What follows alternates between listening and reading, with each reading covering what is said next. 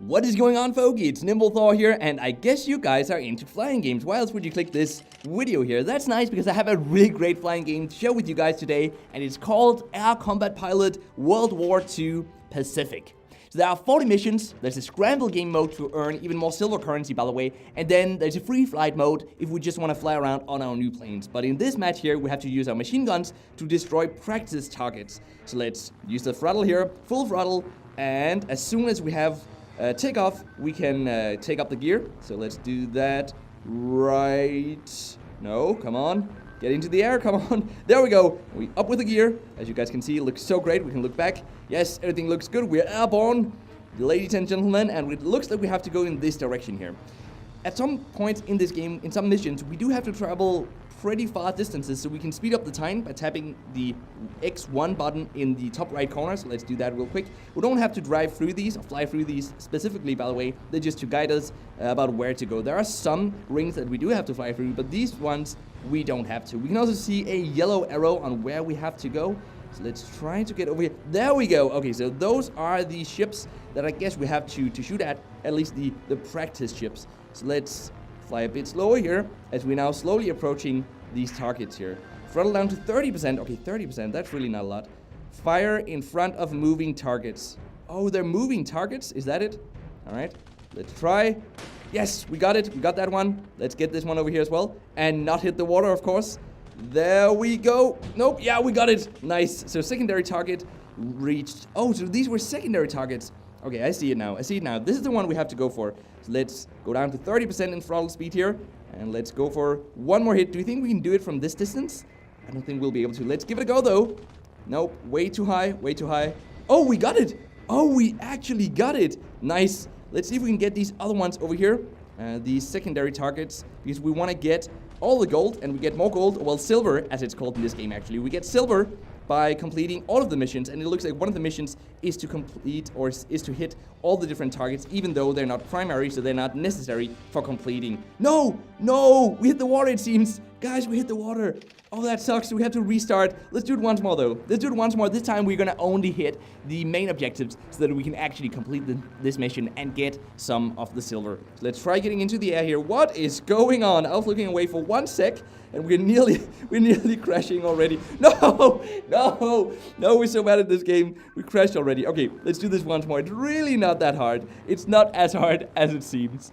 By the way, guys, there are a lot of nice planes, and I'll go in and show you guys those once we're done with this one mission here. I'll go in and we can have a look at them. And the way it works is that we can buy new ones for silver, and we can buy some of them for gold, which is the premium currency, by the way.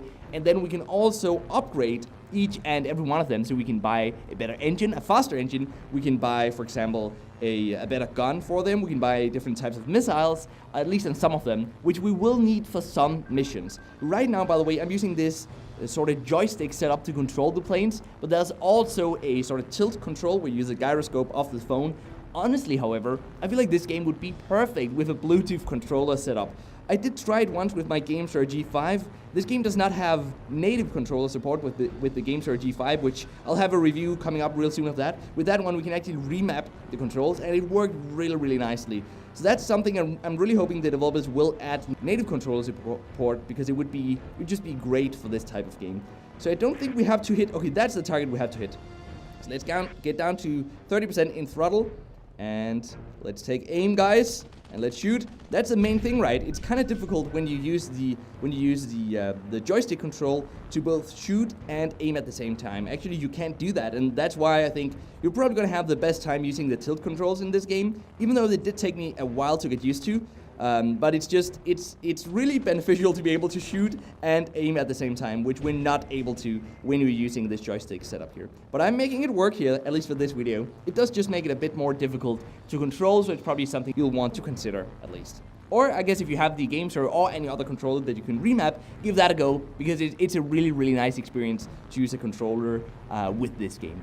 But to talk briefly about the monetization, I feel like it's a bit too heavy, actually, because before mission 5 already, I had to go back and I had to go replay some of the older missions again, just to get more silver, because I needed to buy a new plane. It was a prerequisite for going into one of the newer missions, actually mission 5, as I mentioned before. So that I didn't really like. It felt like the game tried to monetize too heavily, and I don't know, guys. going back and grinding old levels is alright, as long as you don't have to do it a lot. Here, I didn't have to do it a lot, but I did have to spend a good maybe 15 minutes going over some of these older missions again. Did not really like that. Let's see if we can finish this one, though. So the only other option we had would be to spend real life money on the game, because we could buy a new plane using premium currency, right? But I don't really like that way of monetizing. I feel like I should at least have a chance to play the game, play more missions, and not be limited already at level 4. Not really liking that. But you can play it for free. Let me be absolutely clear about this. You can absolutely play it for free. You just have to go back and grind some of the older levels over and over again. Unless, of course, you choose to go into one of the other game modes that I'm going to show you guys right now. So the game mode I want to show you guys is called Scramble. And the way that works is that we can play this level for as long as we want. And we can pick any plane we want. So these are the different planes, by the way. And as you can see, every other plane is going to be one that you can purchase for premium currency. And then the other one is going to be one you can buy for just the in-game silver currency. We need 100,000 to buy the next one, though. And 175,000 and 200,000 for the one after that. And for this one, I guess, yeah, 1 million. Which is going to take a very, very, very long time to get. But the way this game mode here works is that we pick a plane, and then we move on here, and we basically just have to hit rings, and we get 100 silver for every ring we hit, and then if we hit more of them consecutively, then we will get sort of a bonus, but we only have 30 seconds to hit another ring, otherwise the bonus is going to disappear, and hitting a ring gives us 5 seconds extra time to hit the next one. So that's going to work out to, typically, you'll be able to hit around, whoa, we didn't take off there? We did not take off. For some reason, we didn't take off. Not sure why. But it typically works out to I don't know, around 500, 600 maybe of the silver currency before the multiplier then disappears and we're back to only getting 100 every single time. We do have some of these chests here that we can open, though. Some of these loot boxes, or supply drops as they're called in this game. We get these whenever we level up. So you guys can see we're rank 3 right now, Captain. And we get to open one of these crates. Otherwise, we have to buy these crates for premium currency. But it's a nice way to get... if we're lucky to get a new plane. In this case, we got, it seems, a shield for one of the planes that we don't have yet, which is kind of not really that beneficial, right? Let's pick this one over here this time. And we got, let's see, more armor for another plane that we don't have. Don't really like that, honestly. I would love, at least, if we're guaranteed to get something for the planes that we already have, especially with this somewhat heavy monetization. But the overall experience of the game, though, is really, really great. I'm really liking it. I'm liking all these different missions, 40 of them in total, as I said, with more, I guess, being able to be added to the game later on. And some of them, so some of them are actually coming soon, it seems. So they are planning more updates later on. But what do you guys think about this game? Do let me know down in the comment section down below. I hope you enjoyed this video, by the way. Be sure to leave a like if you did.